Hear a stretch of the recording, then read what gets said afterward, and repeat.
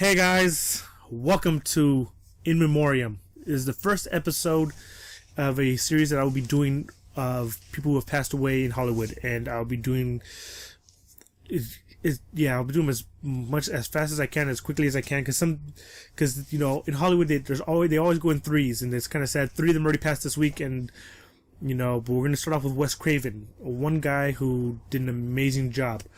Now, this is also going to be a companion to a blog I'll be writing for Moviepilot.com.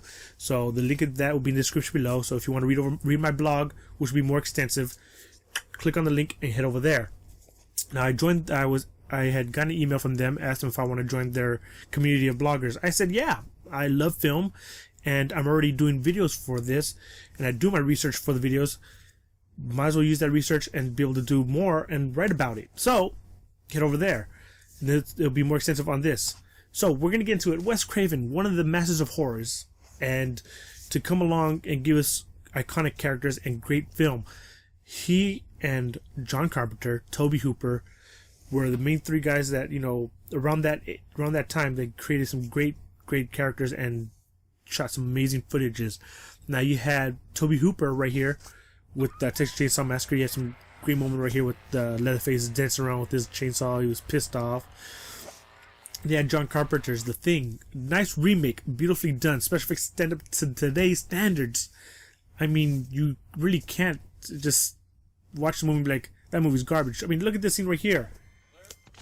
That scene right there was an amazing scene. I love this movie. I've seen this movie double digits. I can't really tell you how many times I've seen it. It's an amazing film. And if you haven't seen it, I highly recommend that. Then we come into Wes Craven, who gave us one of the most amazing characters ever to live on screen, and has taken a life of its own. And I'm talking about Freddy Krueger. This guy right here has scared the hell out of many people, and he has some amazing scenes, like this scene right here where he's walking down that alleyway. I think that scene right there was one of the coolest scenes ever. I still love that scene. That scene right there is one of my favorite scenes of all time. I really don't, see how, you can't say that scene was pretty awesome. I love that scene. Now, his first film that he gave us, sorry, I have to look at the list here. The first film that I've seen of his wasn't Together, which was in 1971. 1972 was The Last House on the Left. I watched that one. It was a bit long in some parts, but it still was a pretty good movie. Solid movie. And of course they did a remake of it. That one, he directed, wrote, and edited that movie. Yeah, he did all that. Next movie he gave us was in 1977, The Hills Have Eyes. The original Hills Have Eyes. That one was a good movie. Definitely crazy. He directed, and he wrote, and he edited that one as well. This guy wore many hats. Then right after that, he had Stranger in Our House. And then we're going to move right along where he's going. 1982, he gave us Swamp Thing. He directed that one and wrote that one. Yes, folks, that was Wes Craven. Then we're going to move right along. After 82 is 84. He had 2 movies that came out. Invitation to Hell, which he directed. And then Nightmare on Elm Street, which he directed and wrote. Now, Nightmare on Elm Street was also based on a true story on a bunch of Asian immigrants who were dying in their sleeps. They would have nightmares and they would die. And other Asian kids around their early 20s, stuff like that, did not want to go to sleep. They were afraid to go to sleep. And when some of them that did go to sleep ended up dying in the sleeps. They would basically be having nightmares, and they would be tried to be woken up, and they died. And he took that headline and he just gave it new life and just totally just created this whole character about, kill people in their sleep, and it was pretty brilliant, not to say in the least. And then, of course, he did The Hills of Ice 2. He directed an episode of The Twilight Zone.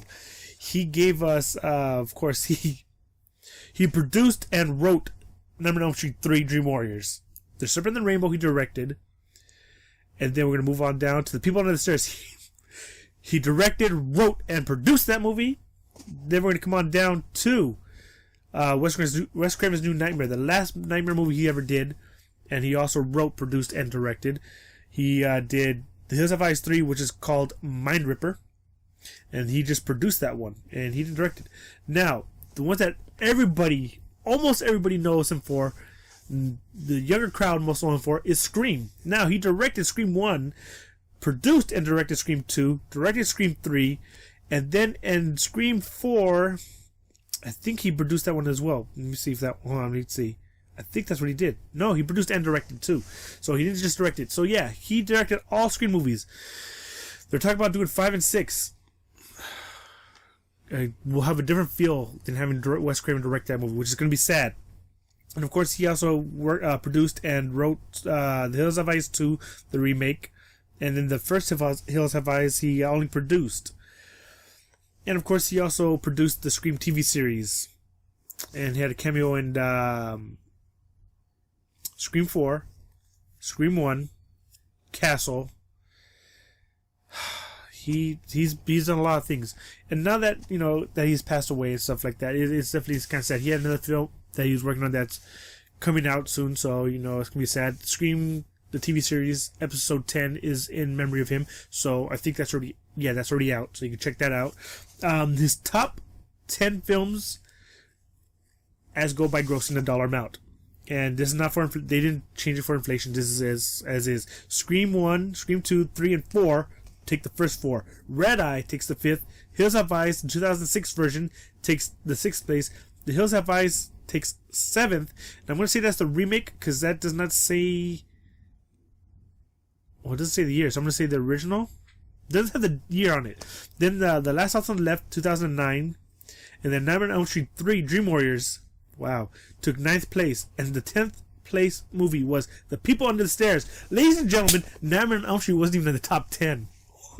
That is a surprise to me. Now, if you were to adjust for inflation, maybe it would have been in the top 10, but that is just my opinion.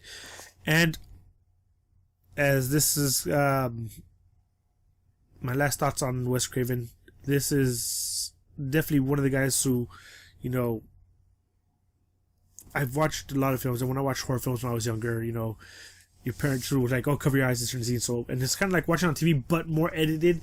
When I finally started watching horror films, it was when I was in my teens, and Halloween was my first like slasher film. Then there was Nightmare on Elm Street. Those were my first two that I remember right off the bat, and Nightmare on Elm Street was definitely an amazing film and experience to watch.